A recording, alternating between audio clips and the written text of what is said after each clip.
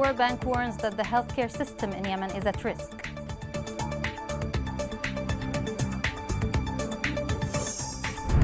UN Special Envoy Grunberg discusses economy recovery with private sector representatives.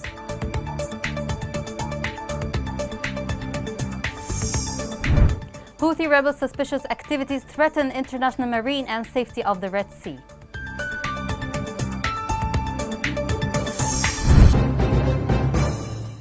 Welcome to Yemen Today TV. This is the English news with me, Rana Swalem. Ambassadors of the European Union arrived at the interim capital Aden.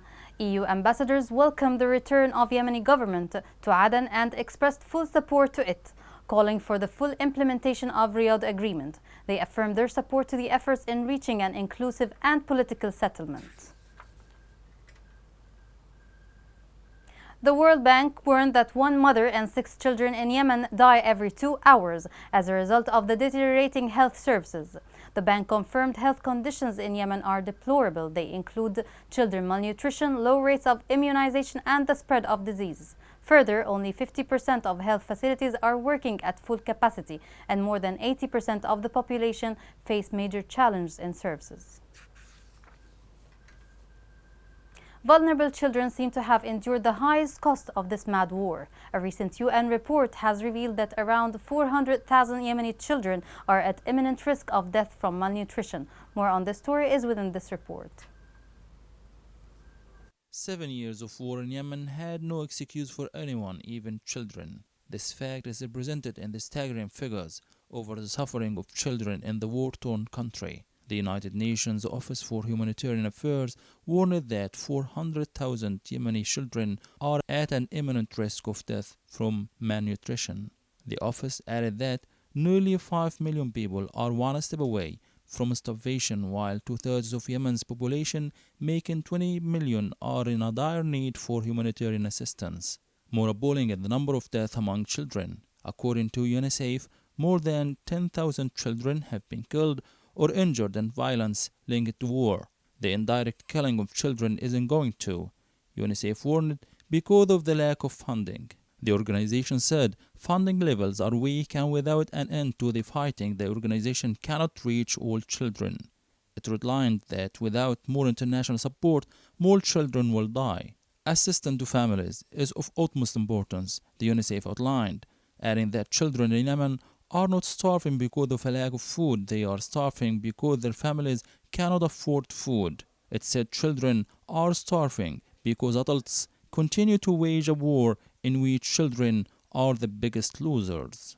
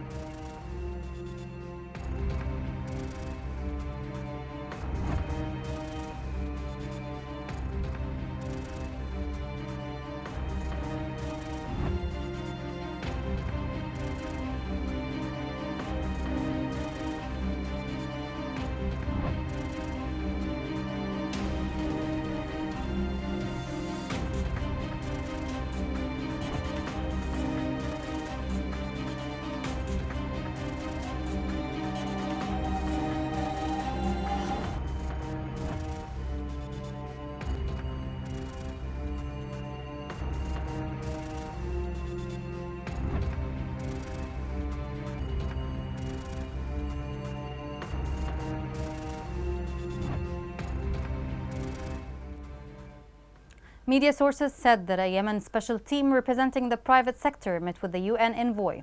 The team discussed with the UN envoy strategies and policies to promote economic reforms and stimulate growth in Yemen. On his part, Grunberg stressed that economy must be involved in any future plans in order to reach a comprehensive solution to the crisis in Yemen. Worth mentioning, the team includes volunteers from businessmen and the private sector, in addition to economic experts. Turning to Hodeidah, 3 civilians, including a child, were killed by a landmine. Media sources in the West Coast said that those 3 civilians were on a motorcycle in Al-Duraihimi area when the mine exploded. Sources indicated that the children died immediately. Meanwhile, the joint forces destroyed targets for the Houthi militia in Hodeidah. The military media reported that forces in Al Saleh and the Kilo 16 areas shelled Houthi positions and caused direct casualties among them.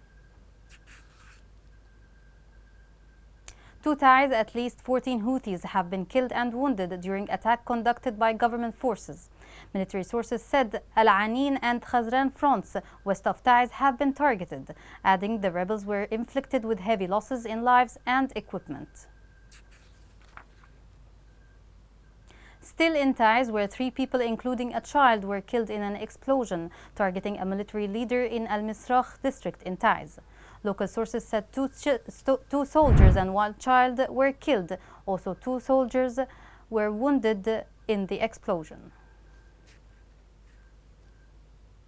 Fierce clashes in Juba district south of Ma'rib erupted in the past hours between the government forces and the Houthi militia. In the same line, the coalition announced the killing of 105 Houthi militants in airstrikes.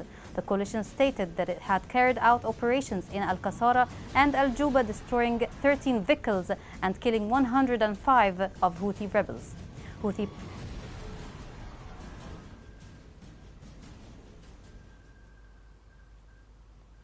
Houthi poses a threat not only for Yemen, but for the entire region. This becomes really worrying when it comes to their suspicious activities in the Red Sea. More details on this story is within this report. 91 booby-trapped boats that Houthi militia was preparing them to pose a direct threat to maritime security in Bab el-Mandab Strait and Red Sea were discovered and destroyed by coalition jets. The coalition managed to destroy 4 boats north of Hodeidah, near the main port of the country. Also, they destroyed another one on Cameron Island 2 days ago. Likewise, American countermeasures ships USS Sentry and USS Gladiator transited through Bab el-Mandab Strait, marking the first time mine countermeasures have entered the Red Sea in 7 years to secure international shipping lines and global trade routes. This is the first time that the US Army Command has sent this type of naval vessels towards the region since the start of Yemeni war. These actions have been taken after the heightened severity of threats posed by Houthi mines and their danger to international maritime. Bab el-Mandab Strait represents the busiest water crossings around the world, and thus reveal the danger in this important passage for world. As much as these efforts contribute to protecting shipping lines, they reflect the danger of the militia's continued use of civilian ports in military activities that threaten the international maritime. Furthermore, the UN mission to support the Hodeidah Agreement became useless after they were placed by Houthi militia inside a ship, whom they prevented any movement of its members except at the request or prior approval of the militia's representatives in Ceasefire Monitoring Committee, which has been suspended for 2 years due to killing of a representative of governmental side inside Hodeidah. The outcomes of the UN mission does not reflect the reality of Houthi militia's use of civilian facilities to threaten international maritime, especially since the Houthi militia's continuous violations of the ceasefire agreement.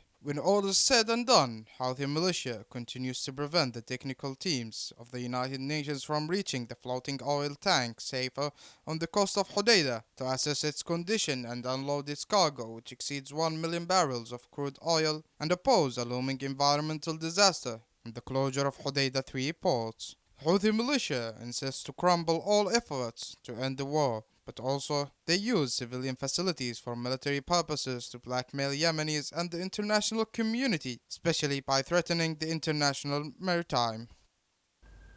Coming next. In the time of war, Yemeni women seek different work options to support their families.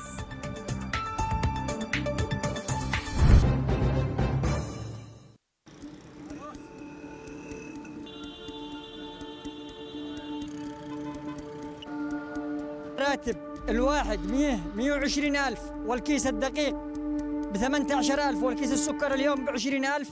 كم يعني بيعطي هذا الراتب كامل كيس سكر وكيس دقيق؟ المواطن اليمني يعيش في أزمة إنسانية وغذائية مؤلمة من غلاء الأسعار وفحشة الأسعار وغلاء الصرف والعملة الأجنبية في البلد. حالتي احنا حالة لما خرج المندوب احنا شلقينا ما نقدرش ناكل الأكل داخل ما احنا بحاجة صعبة.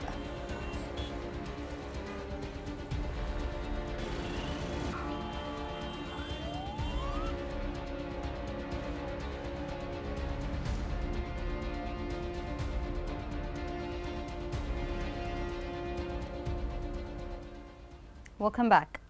Women in Yemen share the big burden due to the war. They have started looking for work chances in order to secure a living for their families. The following report looks at an example of Yemeni women project in Hadramaut. With hope, confidence, and accelerating steps, Mona Ammar leaves her house every morning, heading to her sewing workshop that got its idea after bitter suffering with a life that forced her to learn and practice the profession of sewing starting from her home 4 years ago. I got the idea 4 years ago, after going through several hardships and difficulties in my life. I headed to study at Al Khairat Institution, and after I graduated, I was working from home. I gained some good experience during this period, which made me wish that other women would benefit from this project as well. So I spoke to some officials and suggested that they could open a small workshop for us with simple salaries and help us with transportation, but with no response or avail. Mona's determination and insistence to achieve her dreams made her enjoy this workshop, which one of the benefactors helped her to create and equip it. Mona became a pioneer in the field of sewing in her region, despite the limited possibilities. Someone voluntarily offered to buy the machines, the materials and fabrics needed for the project, and to pay for the rent of the place. Also sends us salaries, as the income is very trivial. 10 months have passed since Mona realized her dream in this project, which she called the Ihsan Workshop, along with a number of women who are now working with her in order to alleviate their suffering and provide for their families, even if to a small extent. That makes them take the sounds of these machines as a hopeful opportunity to renew their activity and earnestness and continue to paint a better tomorrow. We were facing difficult circumstances and we couldn't provide for our families, so women had to go out and start working to help their husbands and provide for their children. After I graduated from the institution's sewing course, I got a job opportunity in Al Ihsan workshop. Before I joined the workshop, my life was hard and miserable, but now it got better after I started working in Al Ihsan. I would like to direct a message to the relevant authorities to consider the role of women in the society. The conditions of war and the deteriorating economic conditions are what have forced many women in Yemen to go to the labor market, which requires the competent authorities to pay attention to these strugglers and provide them with means of support so that they can continue to work and produce and contribute in supplying the local market with high-quality clothes at reasonable and affordable prices. Vehicles lined outside oil stations in Hadramaut due to high prices of gasoline. The Union of Workers blamed the government for the recent increase in prices. According to the union, they have proposed to ease the crisis, but the government failed to respond to them. Still in Hadramaut, protesters closed main streets in the city of Mukalla, complaining from high prices of oil derivatives. Protesters demanded the exemption of food and medicine from taxes, an end to the deterioration of the currency, and decreasing the prices of oil and diesel. People in Taiz have been complaining from high gas prices. This has made it hard for them to ensure cooking food for their families. More on this story is within the following report. Taiz Governorate has been witnessing a sophisticating gas crisis for more than 3 months, which has negatively affected the lives of people in various segments of society. Citizens in Taiz expressed their great dissatisfaction with the lack of domestic gas and the failure to develop any solutions to the crisis that is worsening day after day. Over the course of 3 days, Muhammad al-Bahri was searching on his motorcycle for a domestic gas cylinder. He roamed the city agencies and headed towards the rural valley of Fog, hoping to find his destination, but he came back with nothing but worries. I've been looking for home gas for the 3rd day in a row. Yesterday I roamed around Taiz. Today I went to the Wab to look for gas. And tomorrow I'll probably go to An-Nashama to also look for gas. I've been with no gas for 3 days now. What's this life and what is this city? Where are the concerned authorities?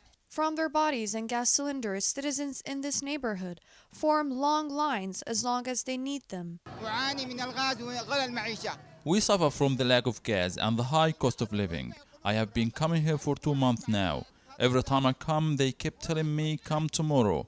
2 months now, and I still didn't get any gas. In other neighborhood, hundreds of adults and children, women and men, went from the early morning to the gas agency and stood for long hours in the sun, but most of them did not get a gas cylinder, and the story of searching for gas continued, the awaited dream. We used to argue with them when the gas cylinder was 200 riyals. Now we pay 7,000 for a gas cylinder. And even though it's that expensive, we still wait for around 3 months to get a cylinder. With the absence of gas in Taz, most of the owners of the ovens restored to using firewood instead of gas, while most of the restaurant owners were forced to close them, and some used coal as means to continue to work and meet their requirements in light of the continuing gas crisis. We started using coal instead of gas as it's only in the black market and with very high prices. So we started using it to live off it and to pay our rents. Thus, the gas crisis in Taz had a negative impact on people's lives, with no indications of effective solutions by the local authority, which contend itself with holding meetings and forming committees that do not know solutions. Egyptian President Abdel Fattah el-Sisi lifted state of emergency for the first time in years. In a post on social media, el-Sisi expressed his delight for the security and stability situation in the state.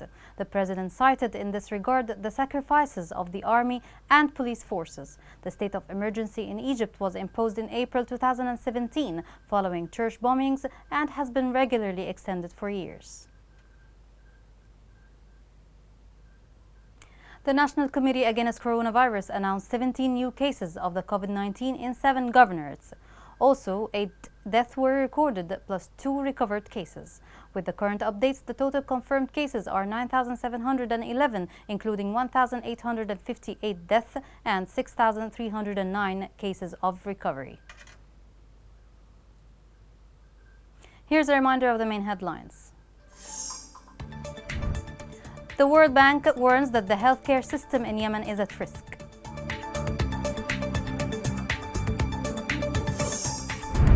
UN Special Envoy Grunberg discusses economy recovery with private sector representatives.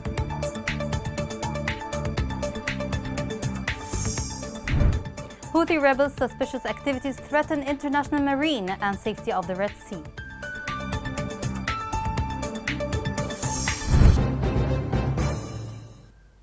This is the end of the news. Thank you for watching. Have a great day.